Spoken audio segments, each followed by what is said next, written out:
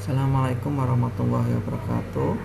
Berhubung banyak permintaan mengenai penjelasan mengenai penyajian data, berikut adalah penjelasan singkat yang mungkin dapat membantu saudara untuk memahami. Yang kita peroleh di dalam sebuah penelitian hendaknya diolah menjadi sesuatu yang mudah dipahami, sehingga apabila Anda melihat data-data yang ada di dalam jurnal itu tidak mungkin data mentah. Kalau misalkan data mentah, mungkin data tersebut terlalu sedikit. Tetapi coba bayangkan ketika sampel di dalam penelitian menggunakan sampel yang lebih dari 100. Apakah data tersebut masuk ke dalam mungkin hanya 4 atau 5 jurnal saja? Tentu tidak.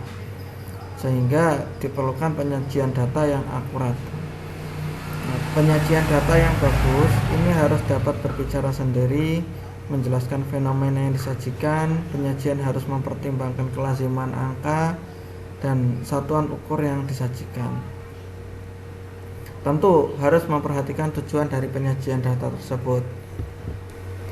Ini jenis-jenis dari bentuk data yang disajikan, bisa dalam bentuk skor, bisa dalam bentuk persentase, bisa dalam bentuk indeks. Kalau indeks ini sama aja dengan persentase, cuma tidak dibagi 100, sehingga indeksnya 0,34. Nah, sebenarnya 34%, sama aja. Penyajian data memang bisa dalam berbagai bentuk, bisa dalam tulisan, tabel, diagram batang, diagram lambang, diagram garis, ogive, lambang atau piktogram. Tentu dengan kemajuan teknologi semua ini bisa dilakukan secara simultan menggunakan Excel atau program yang sejenis, sehingga para peneliti tidak perlu ribet-ribet.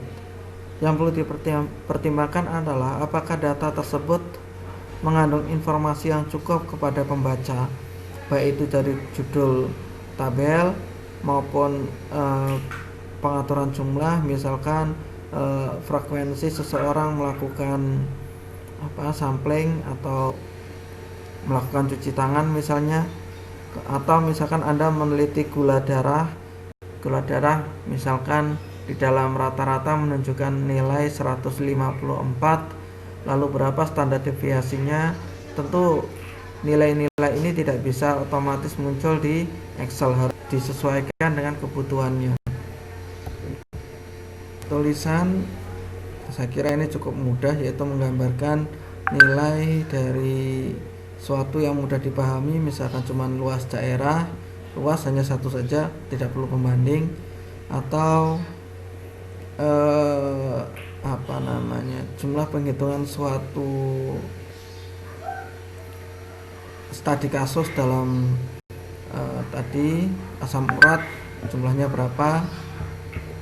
Diagram batang ini juga otomatis tergantung kita memberikan aksesoris. Diagram ini satu lambang menggambarkan suatu keadaan.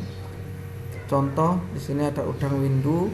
Ketika satu udang menunjukkan angka 8%, tentu kalau misalkan dua udang menjadi 16%.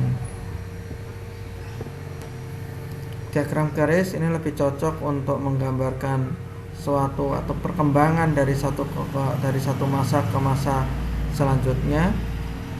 Lingkaran ini lebih cenderung memberikan proporsi terhadap keadaan yang ada.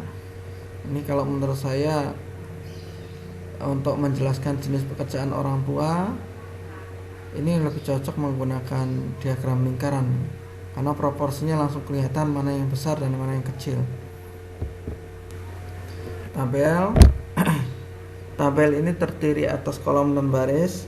Nanti ada video sendiri yang menerangkan tentang bagaimana tabel yang baik di dalam menjelaskan suatu data.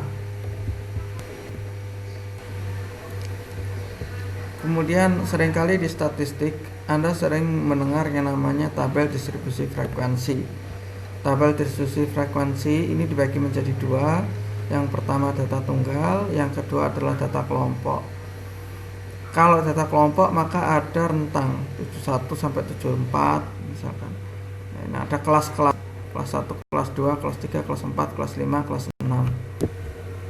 Contoh, kita ambil dari data ini terdapat nilai ulangan statistik 50 anak. Tentu nanti kita urutkan di mana nilai yang paling rendah dan yang paling tinggi. Tabel tersebut sebelum kita mengenal beberapa istilah yang seringkali digunakan. Contoh di sini adalah penggunaan rumus Targes untuk menentukan jumlah kelas. Maka kalau kelas tadi ya, kelas tadi jumlahnya log n-nya itu adalah 50, kita cari 3,3 log n. Log n ini berapa? Ya. Kemudian dijumlah dengan angka 1.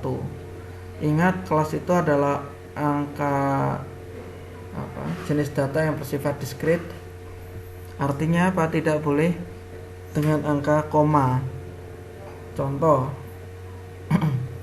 di dalam penghitungan kelas ini menunjukkan 6,1. Cara logis kita mungkin 6,1 itu dibulatkan menjadi 6, tapi pada kelas harus dibulatkan menjadi 7. Atau lagi 5,6, secara logika memang dia harus dibulatkan menjadi 6. Dalam hal ini juga dibulatkan menjadi 6. Nah, rentang ini misalkan 7 ngitungnya dari mana? Dihitung.